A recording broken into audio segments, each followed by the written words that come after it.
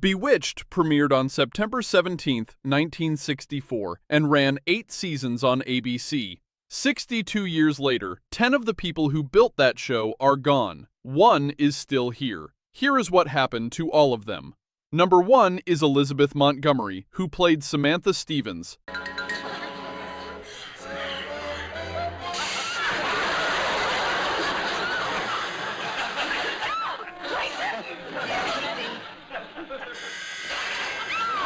The suburban witch who solved every problem with a nose twitch and never once made it look like effort. She was 31 when the show premiered. Born April 15, 1933, in Hollywood, California, her father was actor Robert Montgomery, cold, dismissive, and privately convinced his daughter had no real talent. She spent the 1950s proving him wrong through sheer volume of television work nobody remembers now. When Bewitched came along, her then-husband and the show's director, William Asher, cast her. The industry assumed it was a favor. They were wrong. Montgomery made one creative decision that changed everything. She played Samantha as a woman who genuinely wanted the ordinary life, not a trapped witch. A woman in love who chose the smaller world on purpose. That single choice is why the show had warmth. Without it, the whole premise collapses. She married 4 times. Cameron, then Gig Young, then Asher, 3 children together, then Robert Foxworth in 1993. They had 2 years of marriage before the diagnosis came. In March of 1995, stage 4 colorectal cancer. 8 weeks later, on May 18th, she died at home in Beverly Hills, in her own room, with her family in the next room. She was 62. She was cremated. No grave exists. Her ashes were scattered at sea. A bronze statue of her as Samantha stands in Salem, Massachusetts, the closest thing to a marker her family left behind. Her father spent a lifetime doubting her. Samantha Stevens still airs somewhere in the world every single day. Number 2 is Dick York, the first Darren Stevens, the man who spent 5 seasons playing the most frustrated husband on American television, while his body was quietly falling apart beneath him. York was 36 when Bewitched premiered. Born September 4, 1928, in Fort Wayne, Indiana. Radio actor at 15, Broadway in his 20s, opposite Spencer Tracy in Inherit the Wind in 1960. The slow burn, the controlled frustration that Darren required. That was just York doing what he did naturally. In 1959, filming the western They Came to Cordura, a scene required him to lift a roughly 180-pound man off a flatbed truck. The muscles along the right side of his back tore clean through. He never told anyone. He reported to the Bewitched set for 5 seasons on a spine that was deteriorating every month, running on prescription painkillers to stay upright. By season 5, the pain had become unmanageable. In January of 1969, he collapsed on set mid-filming and was taken out on a stretcher. He was 40 years old. He never came back. After leaving the show, he spent 18 months bedridden, then quit painkillers cold turkey alone at his mother's house so his wife and 5 children would not have to watch. By 1976, the family was on welfare. He eventually built a charity called Acting for Life, running it from a recliner attached to an oxygen tank, with emphysema finishing what the spine had started. A reporter visited him in 1989. York told him, "I feel wonderful. It's just my body that's dying." He married Joan Alt in 1951. 5 children, 41 years together. Dick York died February 20, 1992, at Blodgett Hospital in East Grand Rapids, Michigan. He was 63. He is buried at Plainfield Cemetery in Rockford, Michigan.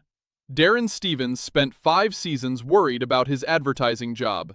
Dick York spent his last years giving his away to strangers. Number 3 is Agnes Moorehead, who played Endora, the regal, purple-caftaned mother-in-law who never once said her son-in-law's name correctly on purpose, and who arrived on that set already one of the most decorated actresses in American entertainment. She was 63 when the show premiered, born December 6, 1900 in Clinton, Massachusetts. She co-founded Orson Welles' Mercury Theater, appeared in Citizen Kane in 1941, and carried 4 Academy Award nominations nominations before Endora ever materialized. She thought the witchcraft premise was ridiculous and said no to the role the first time. Elizabeth Montgomery ran into her in a department store and asked in person. Moorhead reconsidered. She negotiated a clause limiting her to 8 of every 12 episodes so she could keep doing other work, walked onto that soundstage, and proceeded to steal every scene she was in for 8 straight years. 3 Emmy nominations for Endora. She never won one for it. She did win an Emmy for Bewitched, for a single guest spot on The Wild Wild West. In 1956, she had filmed The Conqueror near a nuclear test site in St. George, Utah. Of the 220 people on that production, 91 later developed cancer. Moorhead was one of them. She died of uterine cancer on April 30, 1974, in Rochester, Minnesota. She was 73. She is interred at Dayton Memorial Park in Dayton, Ohio, in the Abbey Mausoleum beside her family. 4 Oscar nominations, 2 Golden Globes. She walked onto a television set at 63 thinking it was beneath her, and ended up being the thing most people remember. The career that came before Endora was enormous. Endora is what stayed.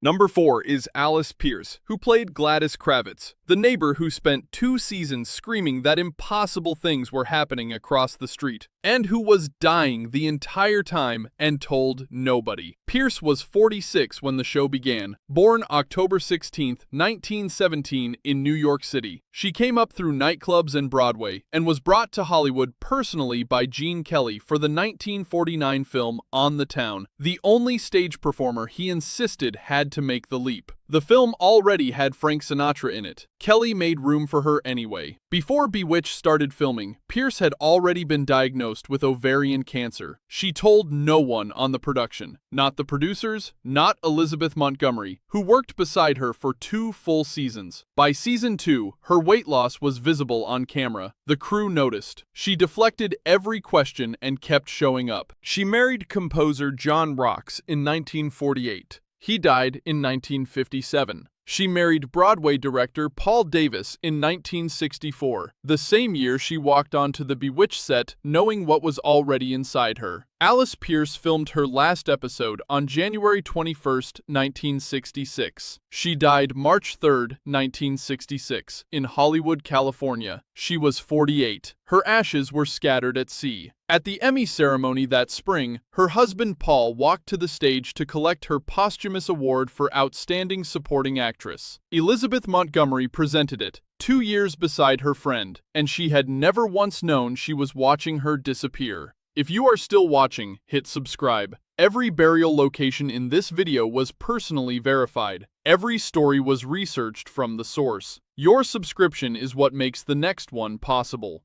Number 5 is David White, who played Larry Tate, Darren's slick, self-serving boss who smiled at every client and meant none of it, and whose real life carried a weight that makes those scenes hard to watch once you know what was coming. White was 48 when the show premiered, born April 4, 1916 in Denver, Colorado. 2 decades of New York theater, a memorable role in Billy Wilder's The Apartment in 1960, and the kind of reliability a long-running series needs across 8 full seasons. He appeared in 164 episodes. Only Elizabeth Montgomery appeared in more. He had a son named Jonathan. His first wife died not long after Jonathan's birth, and he raised the boy largely alone. Jonathan grew up, graduated from UCLA, and on December 21, 1988, boarded Pan Am Flight 103 in London. A terrorist bomb destroyed the aircraft over Lockerbie, Scotland. All 270 people aboard and on the ground were killed. Jonathan White was 33. White went into seclusion. He was slowly beginning to return to public life when a massive heart attack stopped him on November 27, 1990, just days before the 2nd anniversary of Lockerbie. He was 74. He is entombed at Hollywood Forever Cemetery in Los Angeles. Inside his memorial niche, a Larry Tate bust from a 1969 episode,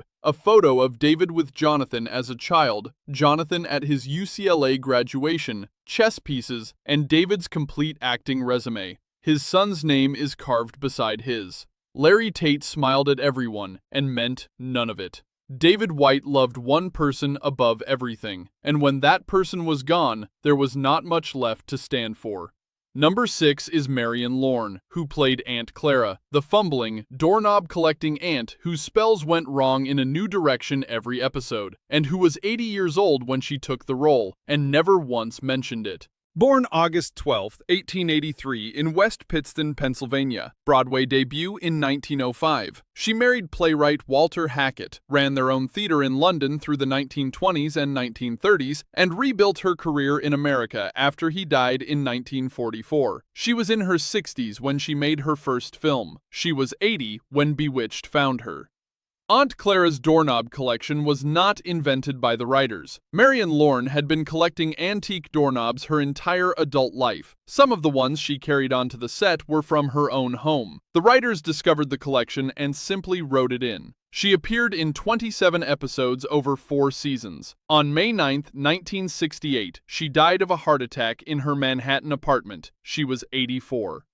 The producers made an immediate decision. Aunt Clara would not be recast. No explanation was given on screen. The character simply stopped appearing. 10 days after she died, the Emmy ceremony took place. She had been nominated for Outstanding Supporting Actress. She won. Elizabeth Montgomery walked to the stage and accepted it on her behalf. She is interred at Ferncliff Cemetery in Greenburgh, New York. She got famous at 80, won an Emmy at 84, and her co-star had to go collect it for her.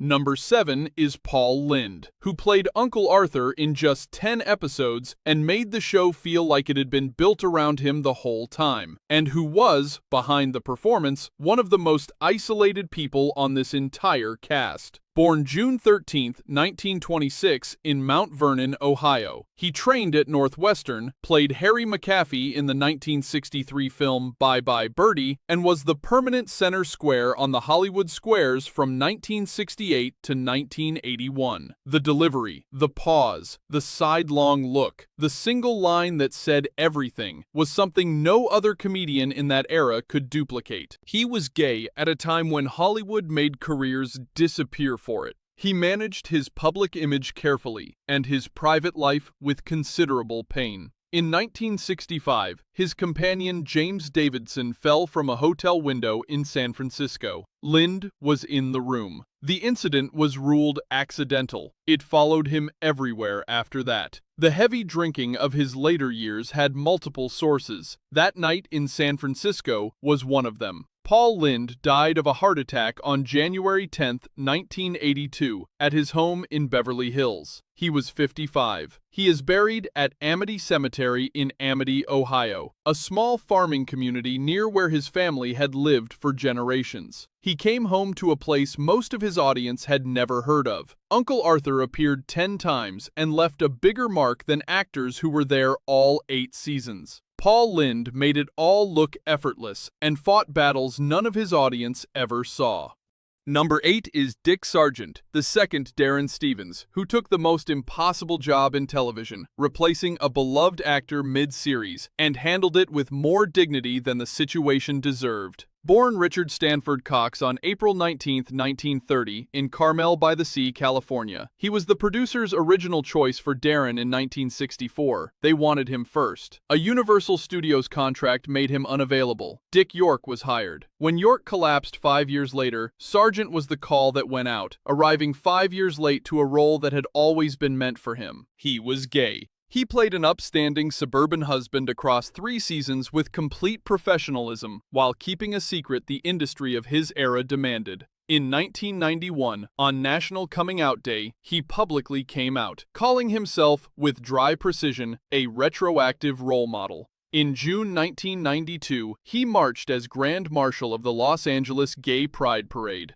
Elizabeth Montgomery marched beside him. She did not have to be there. She was there. He had been diagnosed with prostate cancer in 1989. He died at Cedars-Sinai Medical Center in Los Angeles on July 8, 1994. He was 64. His partner of 8 years, Albert Williams, was beside him. Darren Stevens spent 3 seasons pretending to be someone he was not. Dick Sargent spent 3 decades doing the same, and when he finally stopped, his co-star was standing right next to him in the street. Number 9 is George Tobias, who played Abner Kravitz, the long-suffering husband who spent 7 seasons staring at his hysterical wife with the expression of a man who had accepted his fate completely, and whose final departure from this world is genuinely unlike anything else in Hollywood history. Born July 14, 1901 in New York City, he began acting at 15, spent years on Broadway, then signed with Warner Brothers in the late 1930s. He worked alongside James Cagney in Yankee Doodle Dandy, The Strawberry Blonde, and Sergeant York. By the time Bewitched found him, he had 4 decades behind him. He never married. He retired quietly in 1977 and battled bladder cancer for 3 years after that. He died on February 27, 1980, at Cedars-Sinai Medical Center. He was 78. After his death, a station wagon transporting his body from the hospital to the mortuary was left momentarily unattended outside. Thieves stole it.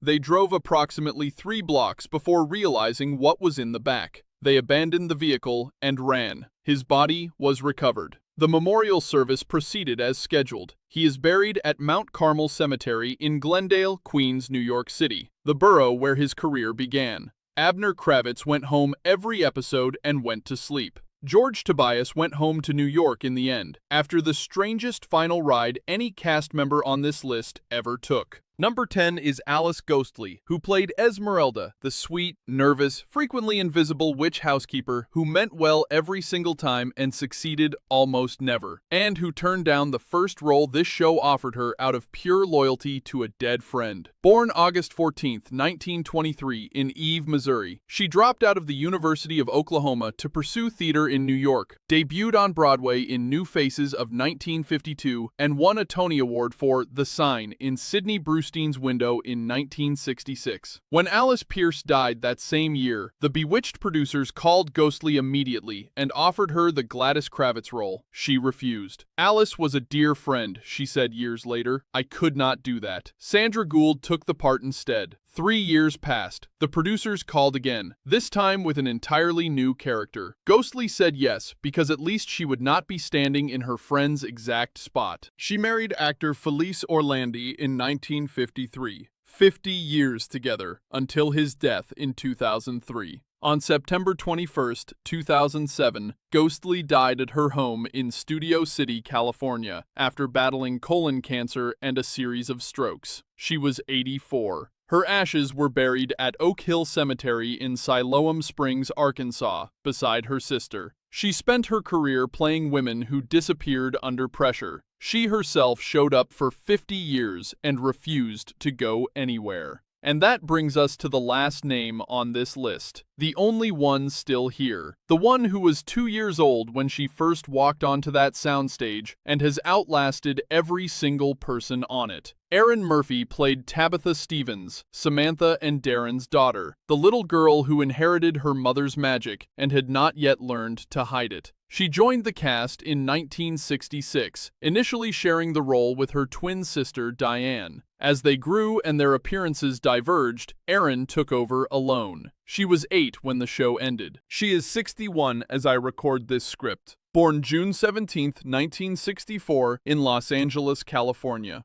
In the 53 years since Bewitched wrapped, she has worked as a stunt double, casting director, television host, and business owner. She co-founded Slim Chillers, a low-calorie cocktail ice pop company. She runs Erin Murphy Knits, an eco-friendly knitwear brand. She has 6 children. In February of 2026, she walked a Hollywood red carpet in a black sequin dress and answered fan comments on social media afterward. She is the only living person on Earth who remembers that set from the inside. Not as a visitor, not as a teenager, but as a 2-year-old who grew up under those lights and still carries it. 10 people on this list are gone. Their remains are scattered across a Pacific coastline, a mausoleum in Ohio, a cemetery in Queens, and a niche in Hollywood, where a father waits beside the son Lockerbie took from him. The smallest face on the Bewitched call sheet is 61 years old, still working, still answering her comments. She outlasted all of them.